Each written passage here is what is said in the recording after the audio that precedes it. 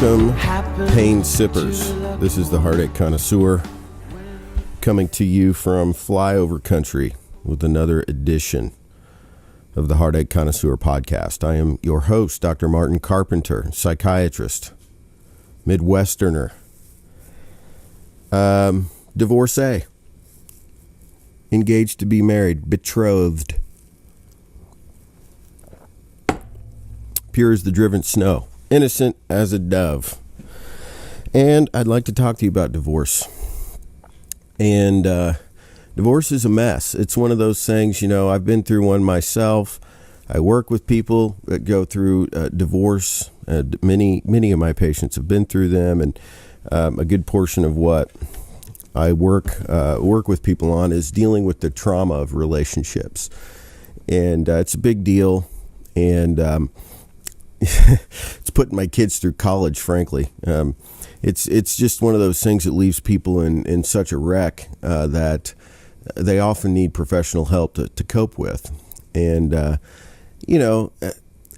little bit of my story. So I was married very young. I was married at the age of 21, married almost 20 years. And basically, it's a really typical divorce story where you get young before you know yourself very well, before you know this other person very well, and life evolves and it becomes ever more difficult to find common ground. And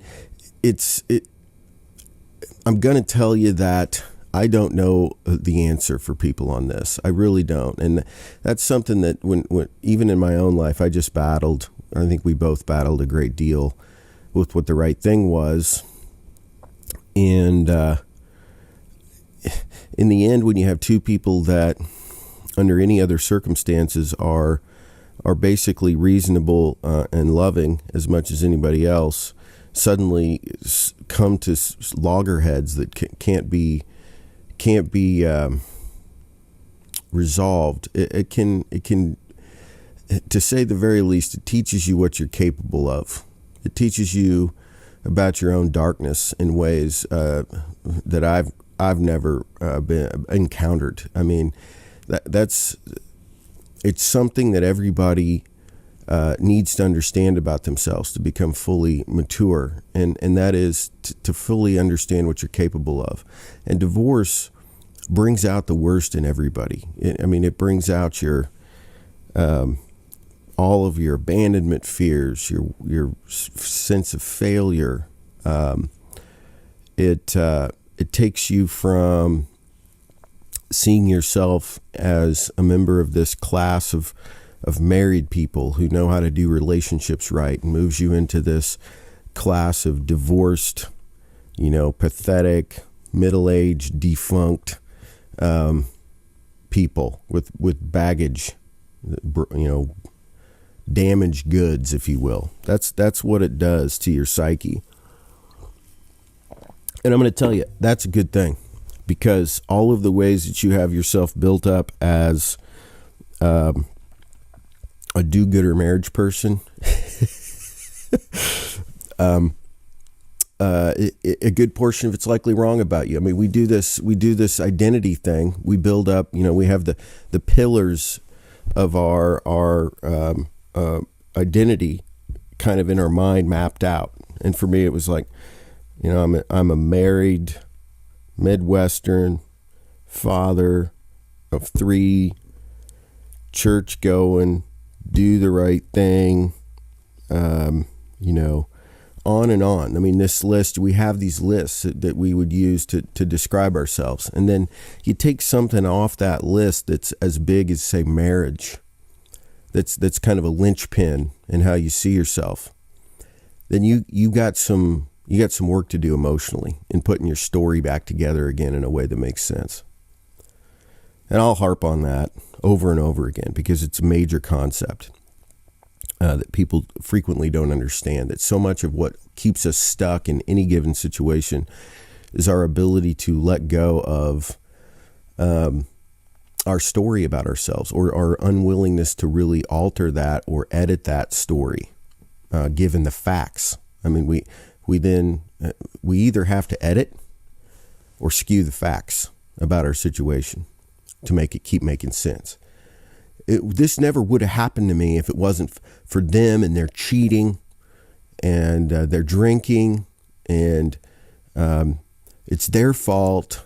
And I wouldn't be sitting here with no money, with less time with my kids, single, if it wasn't for that piece of blank. That's the way this goes down in most people's minds, and it's a mistake, and it keeps you stuck and locked in a real bad groove when it comes to sort of your overall quality of life moving forward. So let's talk about this. I mean, it's a mess. It's a mess for a lot of reasons.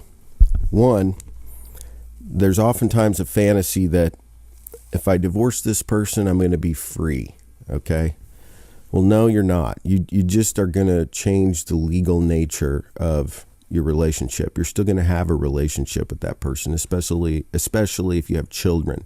That relationship is not going anywhere anytime soon. I see people all the time who have been divorced for years who are still going through drama with their ex, issues with the kids, issues with money, issues, custody, time, holidays, trading, back and forth, and it's always such a delight to meet somebody who's managed to figure out how to resolve things with their ex. And I've seen everything. I've seen this one lady I remember.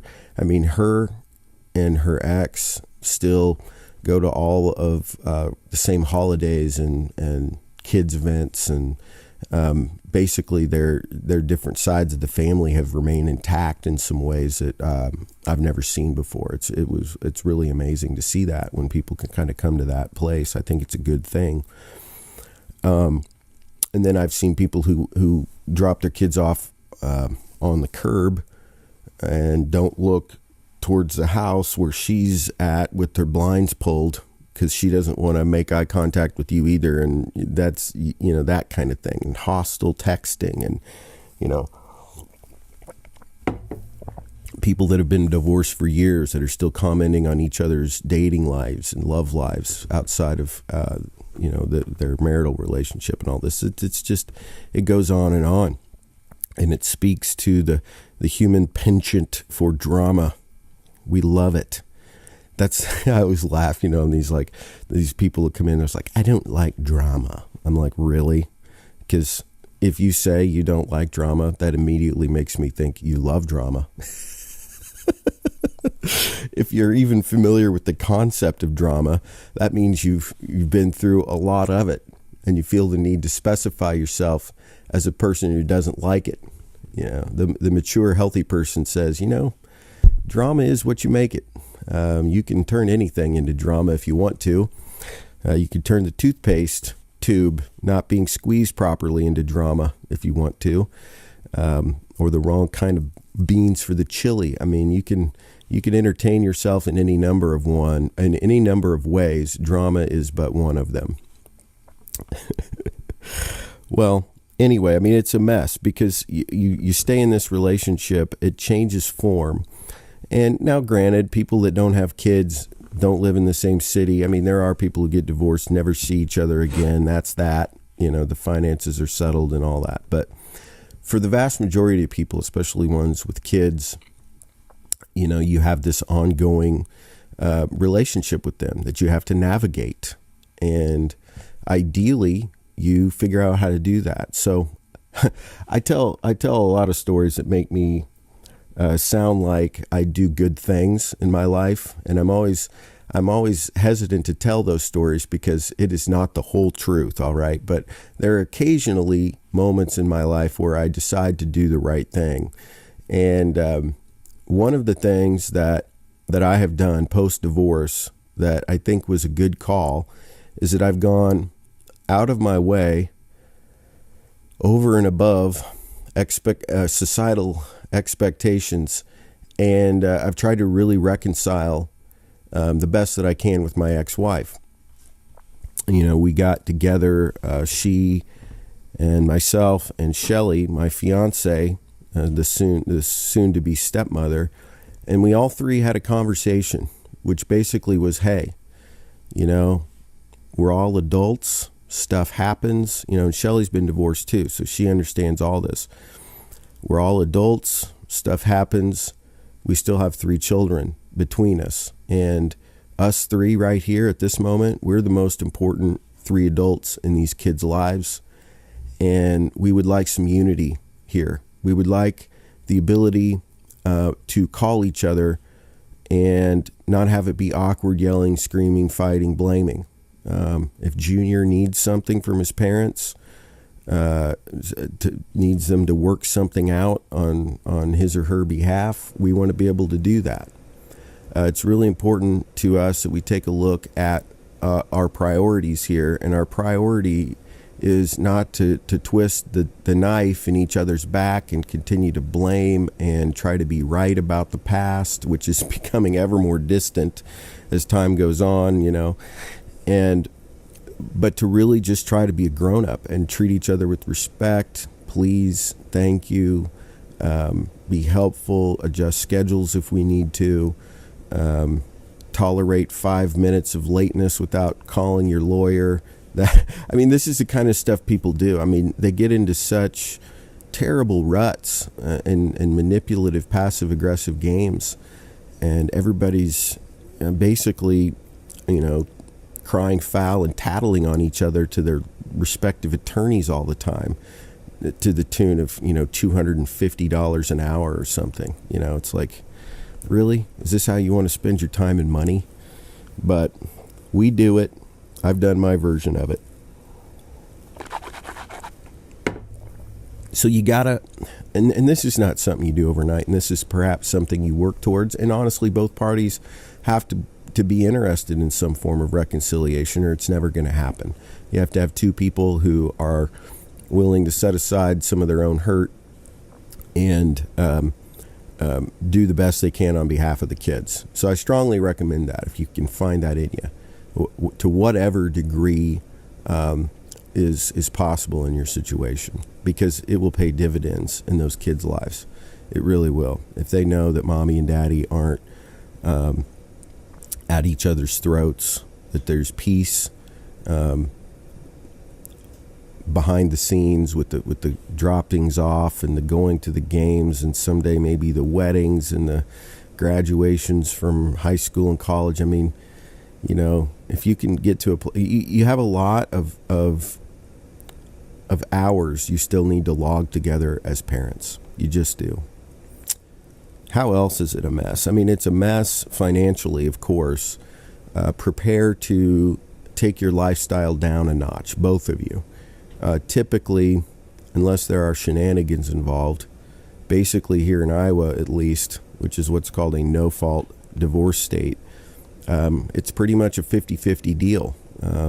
Everybody gets half, and you know, there's also alimony and child support, and they call it spousal support nowadays. And those things are a big deal and very expensive, and chop down your spending power a great deal, both of you. And oftentimes people have to move out of their marital home and both get a new residence, because together you were able to afford X, but now apart you can only afford something much less expensive. So it's a lifestyle hit for sure. Your spending money goes down. Your health insurance coverage may change substantially. Who's all these little questions? Who's going to buy the clothes and the shoes? Who's going to pay Johnny's violin lessons? Who's going to pay for the summer camps? Who's gonna buy the Christmas presents? And what if mom buys presents that are more expensive than dad's? And what if dad's, blowing all kinds of money trying to, alleviate his guilt, buying his kids all this expensive stuff and manipulate the kids into liking his house better or whatever? I mean, you've got all that stuff that goes on. You've got your 401k maybe that has 6 figures in it, or maybe 7, and you've got to now chop that in two. And If you're somebody with a lot of wealth and assets and things like that, I mean, it will take your money down to a fraction of what it was, and you have to contend with that. And it's very difficult to stay civil when somebody that you don't like very much, who has hurt you, maybe betrayed you, is taking your stuff. That's hard. It's hard to keep a stiff upper lip in that situation. So there's that. Not to mention that the cost of the divorce itself, the attorney's fees, often 5 figures is what that's going to be. The retainer itself, the initial retainer, is going to be multiple thousands of dollars, and you're going to blow through that. And if there's a custody dispute, I see these people that come in and they need me to evaluate them as to whether or not they're a fit parent. One parent has accused another person of being psychologically unsound, and they want me to do an evaluation, and sometimes I even testify as to whether or not I think somebody has it in them to be a parent. So we doctors get put in the middle of that stuff a lot, and so there's that kind of thing where everything you've ever done or said is now being brought up and used against you in ways that are maybe taken out of context or unfair. I see people try to get their spouse committed sometimes. They'll walk right into the courthouse and twist a story and get a judge convinced that their spouse maybe isn't safe and needs to be locked up for a couple of days or a week. That kind of thing happens. I call it a revenge commitment. It's not that uncommon, actually. So there's lots of ways that we get back at each other and hurt each other and use the system to get at one another. Property, maybe you have this lovely vacation home and some boats or jet skis and four-wheelers and motorcycles and an RV, and you got all this furniture, and some of it's antique and some of it's grandma's from 3 generations back, and just all that stuff now that you've accumulated over the years. You've got to contend with that, and you got to make bedrooms. You wouldn't think about this, but you got to make a cozy living space for your child at 2 different locations. Man, I remember my house was a sad place to be for quite a while. My furniture was gone. I had a couple hand-me-downs. I had a couch that somebody gave me and this table, and it was, it was not good. And it's just, everything gets completely upended and torn apart in ways that you can't predict ahead of time because you're blinded by your anger. And sometimes you need out. I'm not going to say you don't. Like I say, I'm never going to say that I know the right answer for everybody, but I think it's important that people really understand the ramifications of a divorce, because it's just, we're doing this willy-nilly, sometimes 2 and 3 and 4 times even, and it's way out of hand. It's just really out of hand. And and the reason we get in these situations where we're not getting along is because I'm wounded, you're wounded, and we have some places where we're broken and we're insecure and we're damaged and we're hurting, and we learn how to pick on those spots in each other, and we learn how to draw the worst out of somebody, and it's ugly. And a lot of it boils down to us not being willing to take a look at ourselves and the ways we need to grow and change. So it begins to feel like, it seems as if the answer to my problems is getting rid of this son of a you-know-what. And oftentimes that it's not that simple. So what happens frequently is, and this is, I've seen this hundreds, if not thousands of times. and a middle-aged person enters the dating world, okay?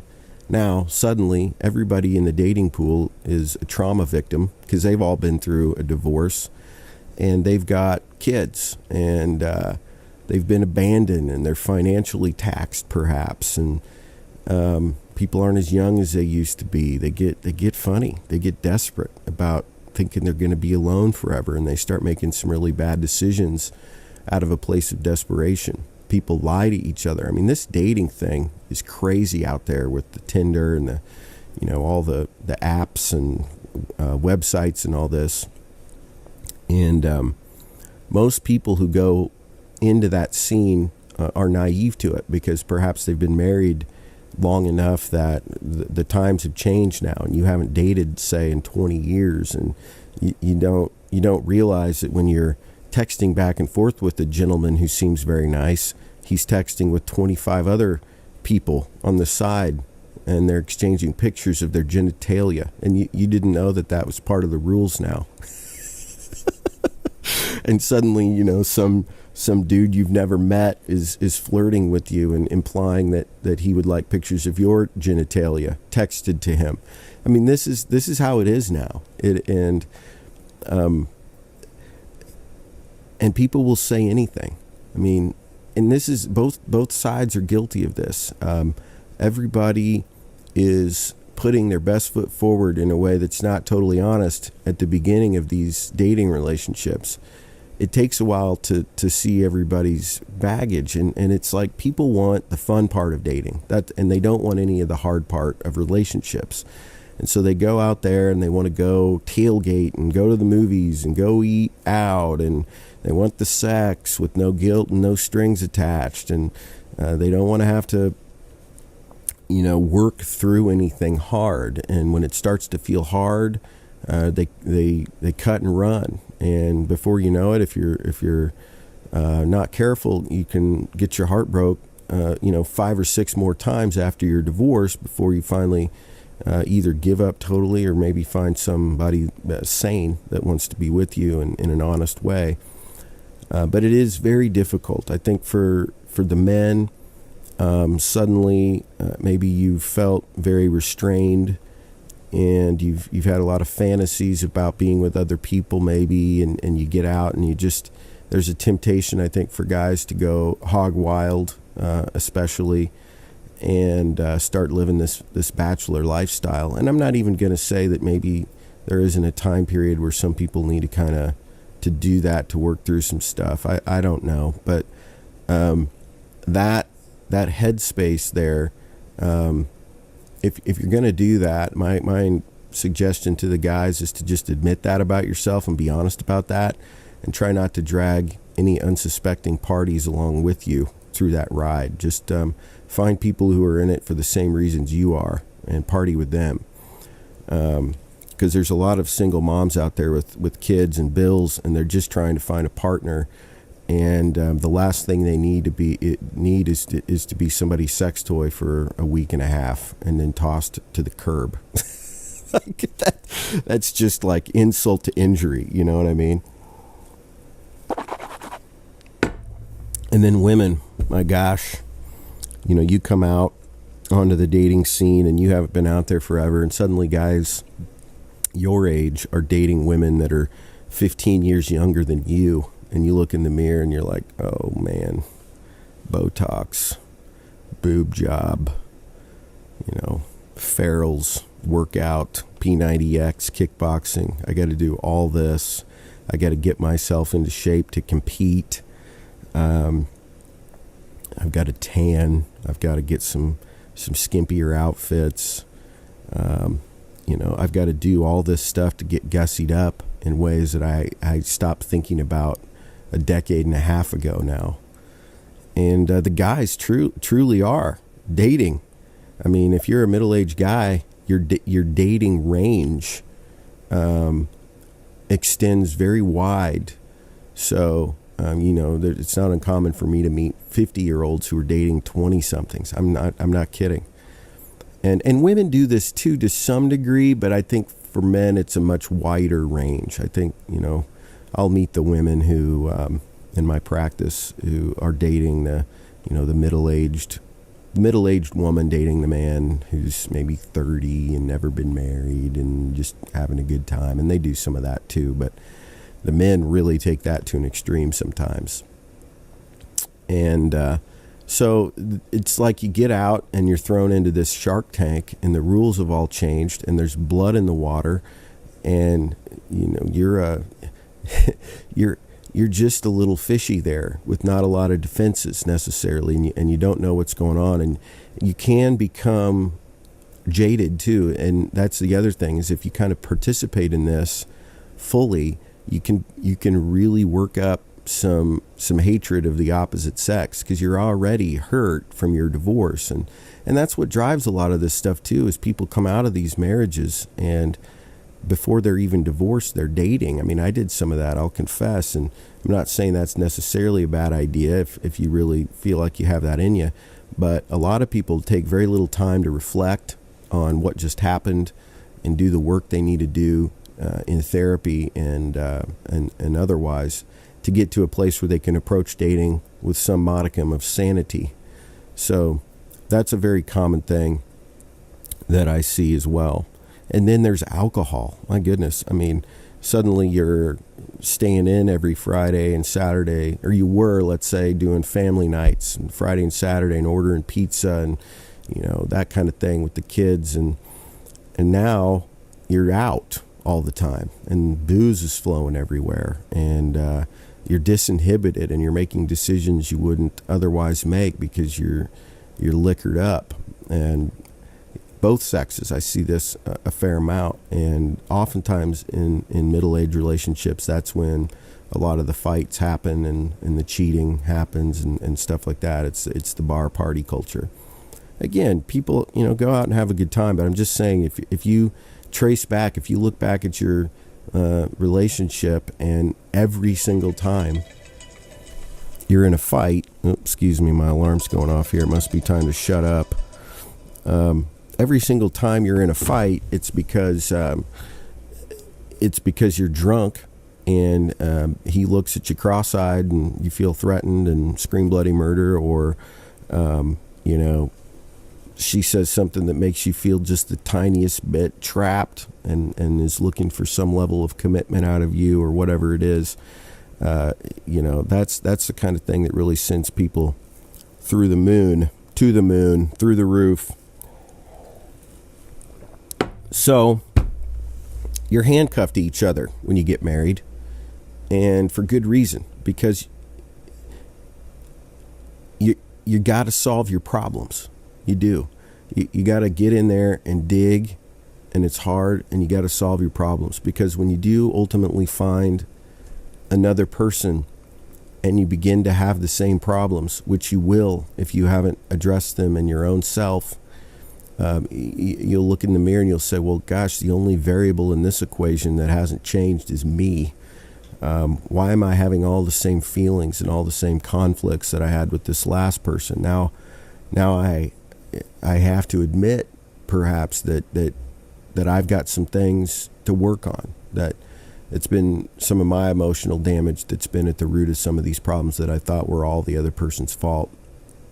So again, sometimes marriages are lost and sunk, and there's nothing you can do, and they're too far gone, and nobody wants to work on it anymore, or one person's checked out, or there's been multiple infidelities or abuse or substance abuse or any number of things that just make it very difficult to resume. And I get that.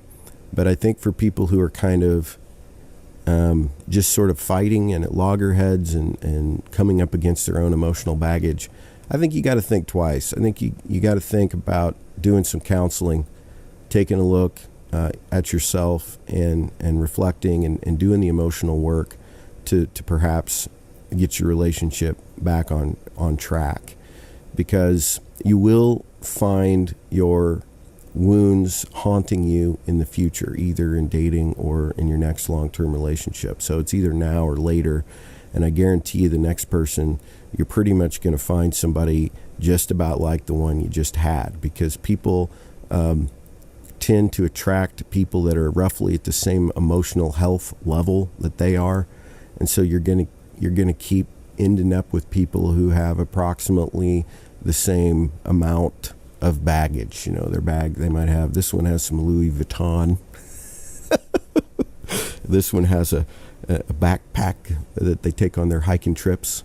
This one's got, you know, all different kinds of baggage, and it does shift a little from person to person. But the overall level of emotional health, people tend to stick together in those ranges. And so if you want, truthfully, if you want a higher quality mate in terms of their ability to solve problems and be kind and communicate and commit and all that, get yourself healthy. That's exactly how you get that person, because people that are mature don't want to hang around with you if you're not.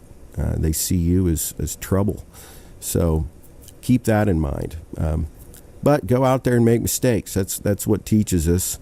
But wrap that rascal. You know, it's not completely without risks out there. And the more people you give your heart away to, the more banged up and emotionally traumatized you become. So be careful when you give that thing away. And if it were me, I'd go on a lot of dates and make sure this person liked me for me and not my money, and not because they want another notch on their headboard or whatever. I'd give that sucker some time and see if it proves itself to be worth sticking around for. Patience is a virtue in these situations.